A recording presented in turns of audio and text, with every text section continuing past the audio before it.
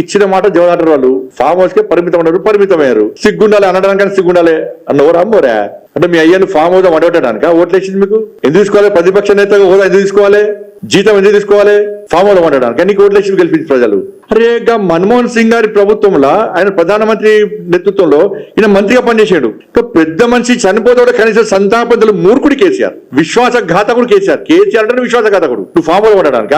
నువ్వు స్పందించకుంటే, నువ్వు మాట్లాడకుంటే నువ్వే ప్రతిపక్ష నేతవు, నువ్వు ఏ విధంగా ప్రజాపతి నేతవు? జ్యోతిరావు పూలే వర్ధంతికి రావు, జయంతికి రావు, అంబేద్కర్ గారి జయంతి వర్ధంతికి రావు. ఇక పివి నరసింహారావు గారి జయంతి వర్ధంతి ఎప్పుడు వస్తుంటే ఎన్నికలు ఉంటే వస్తాడు లేకుంటాడు. మీ కుటుంబానికి ఇచ్చుకోవాలనుకుంటే ఆ ప్రతిపక్ష హరీష్ రావుకి ఏరాదు.